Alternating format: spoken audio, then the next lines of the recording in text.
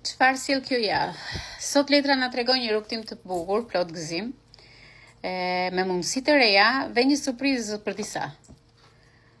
Do shohim së bashku si do shkojnë ditët e tua dhe çfarë prisni ju në dashuri këtë javë.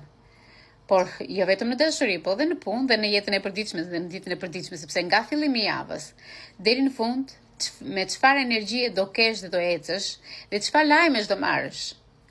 Qëndro me mua, sepse kjo javë do duket shumë e veçantë. Vazhdojmë. Nisim letrën e parë.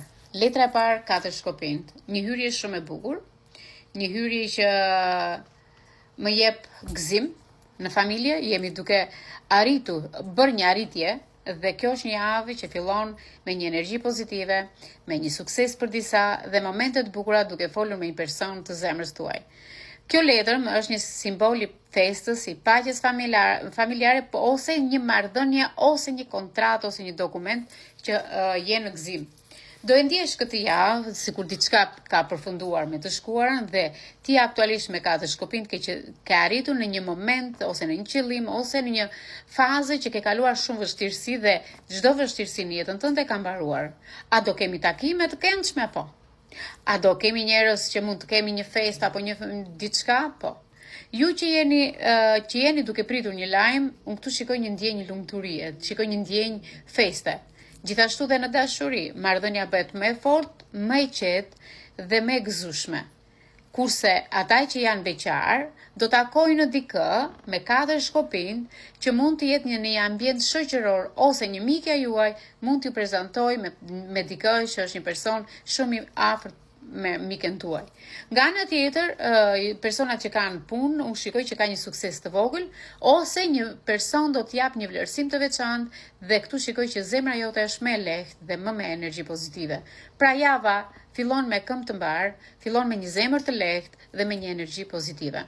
Më pas kemi letrën e budallajit, që tregon mesjava, një fillim përsëri shumë i mirë, me guxim, me hapje drejt panjohurs, me hapa të rinj, sepse letra e budallajit tregon gjithmonë gëzimin.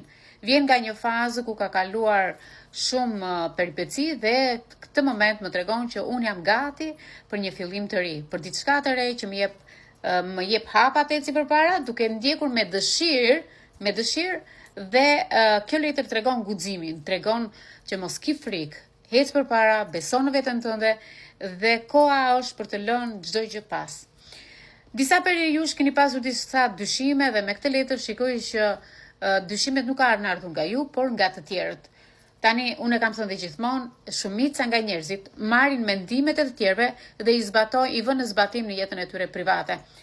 Por, me këtë letër, unë shikoj që do marrësh një vendim të papritur, sepse është një letër që tregon për një projekt të ri, për një fillim të ri, dhe do takosh dikë që do të ndryshoj ditët, javët dhe vitet në vazhdim. Disa persona kanë një energji të pasë, një person të ri në jetë, ose një person që është plot eksperiencë dhe shpresë. Është diçka që ka filluar ose do filloj nga e para, ose mund të kemi dhe një rikthim këtu që ai person vjen për të thonë troç në sy që unë po rikthehem dhe është koha që t'i lëmë të gjitha mbrapa gjërat dhe të bëjmë një diçka ndryshe. Me sa shikoj unë do të thosha që kujdes, mos vepro pa menduar. Lëre frikën, sepse frika nga që ke mbledhur shumë në të shkuar me letrën e budallajit. Budallajit ta ndalon këtë gjë. Por, është koha për të eksploruar. Tani ka ardhur momenti ta provosh ndryshe faqen e librit të jetës. Letra e tretë tregon burrin e varur. Me sjava shikoj që duhet të reflektosh dhe të ndryshosh pikpamjet e jetës tënde. Pas një lëvizje që ke bërë më përpara me letrën e budallajit, vjen një moment që duhet të ndalosh. Nuk është ndalesë e keqe, por është koha për të pritur dhe për të menduar që ose më saktë jesh në një këndvështrim tjetër. Mund të ndjesh që gjëra po lëvizin ngadalë, nuk janë njerëzit ashtu siç duhet, ti prisje një përgjigje pozitive, një lajme ose një zgjidhje, mos u mërzit. Kjo është një pritje e është e nevojshme. Do me thonë që ti duhet të kuptosh diçka të rëndësishme në jetë. Duhet të shohësh një të vërtet që se ke parë më përpara. Është një mendim ose një mendim për dikë, do me thonë që ti aktualisht duhet të mendosh ndryshe. Kjo është një pikpyetje shumë e madhe, por është dhe një pritje që të shërben për të mësuar ose për të përgatitur ty çfarë do vi më pas. Unë do të thosha që në këtë letër shikoj një pushim para një hapi të madh për jetën. Në lidhje me dashurinë, do të thosha që është një moment pritje, heshtje, sepse ai person është në mendja pak i ngadalt ose i ngathët. Pse se pëlqen vetja, është egoist, është një person që nuk di të shpreh ndjenjat ose nuk e kupton mirë ndjenjen dhe siç shprehet me ty, shprehet me shumë njerëz. Do të thotë që ai nuk di se ku është këtë moment. Por me letrën e budallait, unë do të thosha, prit, mos shko pas atij personi. Lëre të vazhdoj atje ku është. Ti asnjë gjë s'ke për të humbur. Gjithçka po përgatitur, sepse faqja e shkopinjve që kemi këtu, letrën e fundit, më tregon që është një lëvizje shumë e bukur nga mesjava e tutje, është një lëvizje që t'jep shpresë, pavarësisht se kjo javë mbyllet me një energji shumë të bukur, shumë aktive dhe është një lajm shumë i mirë ose një mesazh shumë i mirë.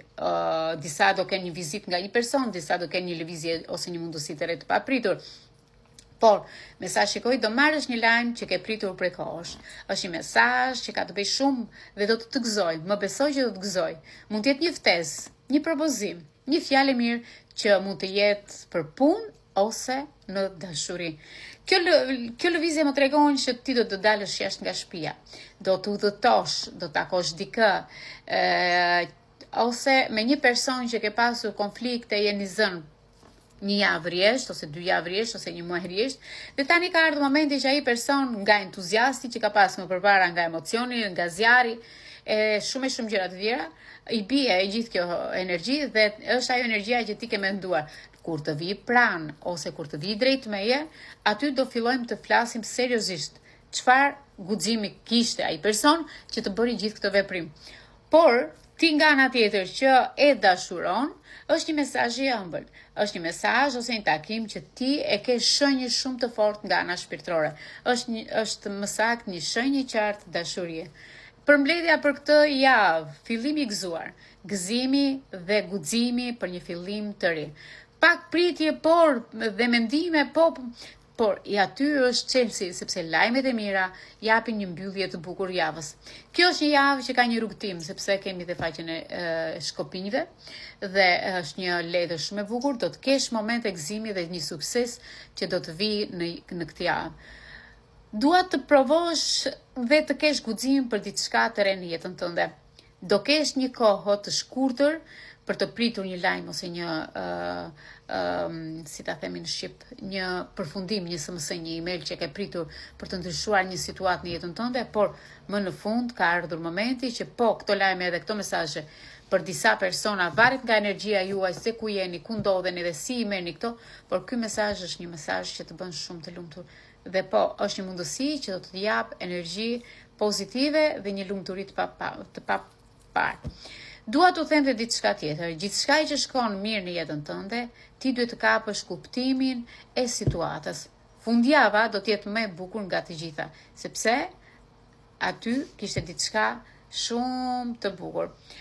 Pavarësisht javës që kemi, dua t'u them që kjo fundjavë do sjell lajme, do sjell surpriza. Kjo javë, sepse kjo javë kishte diçka të qartë, diçka që do ta shohim së bashku çdo ditë, se ne do të japim letrat çdo ditë. Do ta shohim çdo ditë këtë gjë të veçantë dhe do ta shikojmë se si do vi kjo energji. Siç u thashë pak më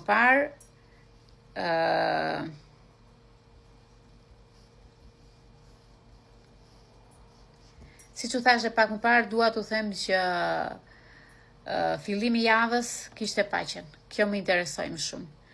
Sepse e pasoi budallaj, që ishte një guxim shumë i fortë, njeriu varur që tregoi pritje dhe mendime, sepse njeriu varur ka ecur me vrap dhe këtë moment është duke u ndalur, sepse është i shqetësuar, por nuk është diçka e keqe. Thjesht ju përqafoi fort, pritini surprizat e javës, se siç e pam, kjo kalon nga gëzimi në sukses, nga fillimi i ri në një pikë të shkurtër që jep çdo moment në jetën tënde ka vlerë. Jepi kuptim. Ju përshëndes.